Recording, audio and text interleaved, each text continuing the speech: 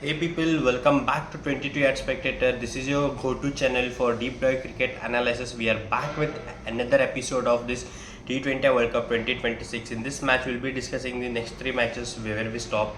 So first one is New Zealand versus Sri Lanka, where New Zealand got a massive win.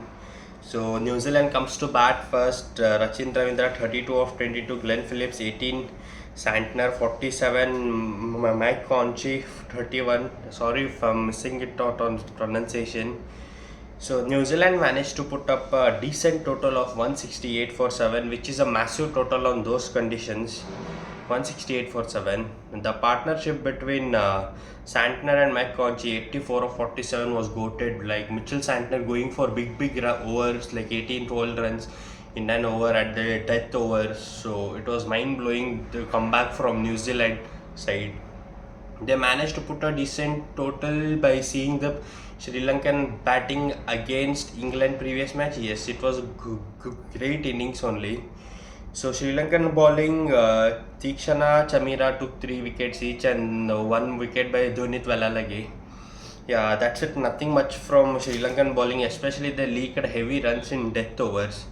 So Sri Lanka comes to bat, Kamindo Mendes 31, Dhonit Velalage 29, rest all again failed. Pathum Nissanka, who scored a century against Australia, failed. Dasun, they dropped Kusal Pereira and brought Asalanka, he too failed. Kusal Mendes failed. Dasun Shanaka, who played a decent knock against England, he too failed. So Kamindo was left alone on an end on this massive run chase. So New Zealand's masterstroke was bringing Rachin Ravindra to bowl.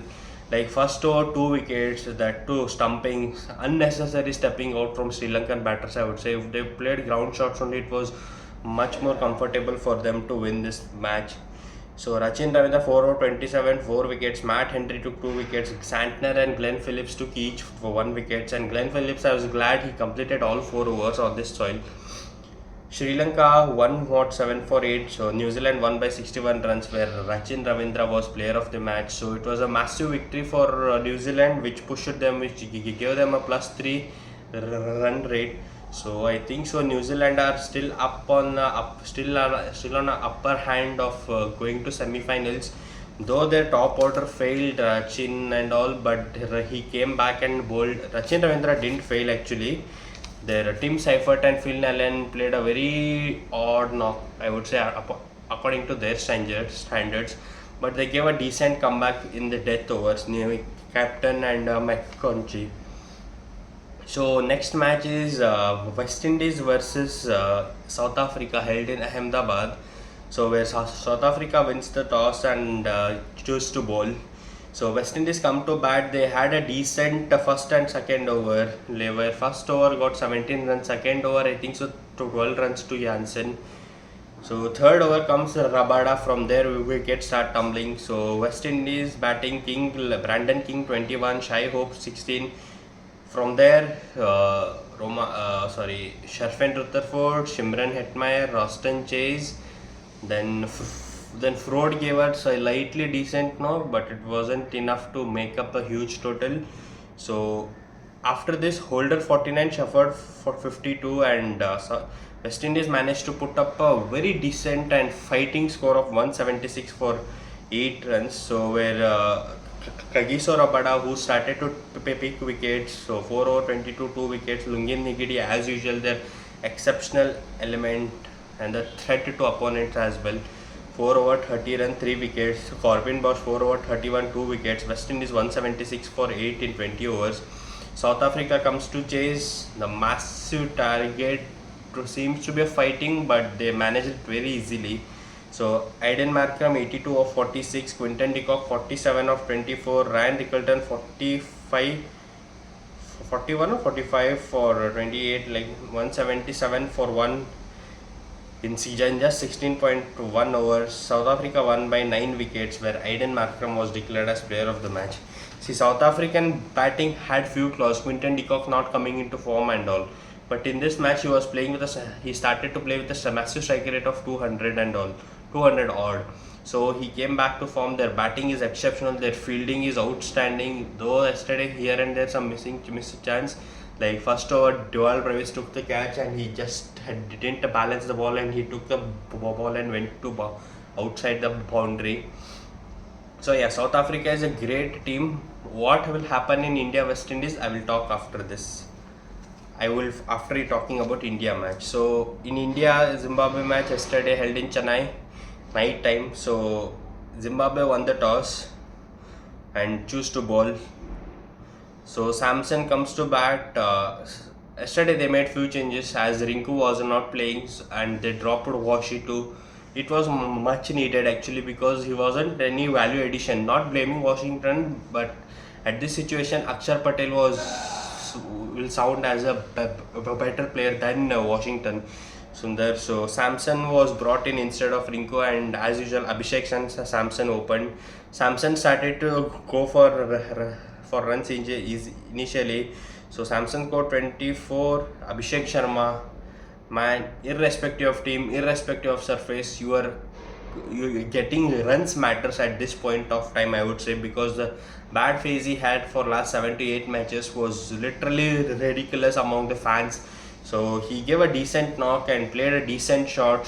Initially he didn't go for only big shots, but he managed to score ground shots and he got some runs in initially, and then he started to hit, and one shot, straight batted shot against spinner, I think so, was mind blowing to watch. He's technically sound, not like someone Babar Azam, Sam Ayub, like hitting randomly or going ultra defensive. He knows what is planned. It was just a bad phase where other players made it up for him. But yesterday he played a decent knock. Ishan Kishan 38 of 24, a decent knock, but misguided shot to catch behind. Like he wanted to push behind the fielder, but he took a catch. Surya Kumar played a massive innings with an explosive strike rate of 250, 33 of 13. Hardik Pandya 50 of 23. Tilak Verma 46 of 16. India managed to put up a huge total of 256 for 4. They missed on 5 runs. It would have been highest T20 World Cup in team score. Yeah, but anyways, it was still a massive score. Nagavara, Blessing, Muzarbani, Maposa, Sikandar Raza each had 1 wicket because only 4 fell. Hardik and Tilak partnership was 84 of 31. Massive partnership, man, and the same with Ishan Kishan and Abhishek Sharma, 72 of 42, and Sanju and Abhishek also around 48, like that. So Zimbabwe comes to change. Brian Bennett, bro, fabulous innings. You look so cool, you looked so passionate, and highly cricketing shots you played. So 97 of 59. I'm still sad you missed out your maiden T20 World Cup century. But yeah, greatest knock against greatest bowling unit for you as a player, I would say. Coming forward to next World Cup, I would hope you do more better, because yesterday his shot selection was at its best. Initially Marumani was feeling difficult to hit. When he started to hit, he gave other players also room to play their innings, and he silently played and went his innings of a massive 97 of 59. Sikandar Raza 31 of 21. Sikandar Raza had one flaw. Why he didn't come to ball against Sanju and Abhishek? Because Pakistan has got a similar result. South Africa has got a similar result of getting our opener wicket by an off spinner. So he would have taken, but he had a fear of Sanju hitting. But initially, somewhere if a single comes, you had 2 balls, 3 balls, you would have got a great opportunity to dismiss Abhishek Sharma, I think. So Raza missed out on this point. Yesterday Faf du Plessis also pointed this only in commentary. Arshdeep Singh 3 wickets as usual. Varun, Akshar Dubey 1 wicket. Pandya and Bumrah didn't get wicket, but anyway they are the good bowlers only. So India won by a massive run chase of 72 runs, which was much needed to improve their run rate. So yeah, where Hardik Pandya was player of the match. So now what will happen in Super 8 further? So South Africa is already qualified from Group 1. The ties between Zimbabwe is eliminated. I'm so happy at least they made up to here. So it is between West Indies and India. So who will win? West Indies run rate is plus 1.79. India is a minus 1.01. They pulled it up a very massively. So now who will make it up? So West Indies and India match is happening on 1st March in Eden Gardens. First match, second match, I don't know. First or second match, I don't know. Where think so, India should bat first. West Indies also should bat first. Because in West Indies point of view, if they give a massive target of around 200 plus, India will feel difficulty to chase it. It will make them easy to defend because India struggled in 200 plus run chases in World Cup. That is a known fact for everyone.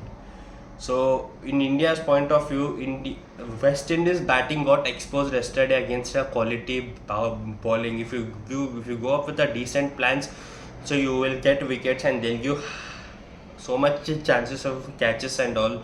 Their bowling is still not up to mark. Akil Hussain missed out. I don't know whether he'll be available for next match. Though Eden Gardens is a fast outfield ground, so I think so. What is going to happen? I think so, but I think so. West Indies can pull a great game, but India will have a great plans. That I am for sure for this. But both the teams will be tending to bat first. So who will win the toss plays a crucial role here. Group 2, England qualified. New Zealand is on 2 points, 3 points with 3.03 run rate.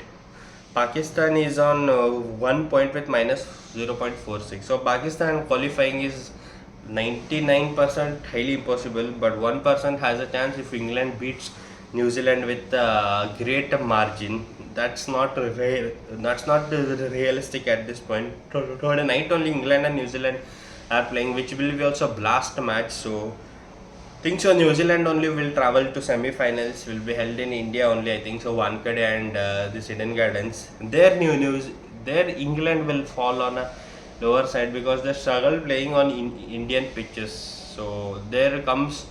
They might meet again.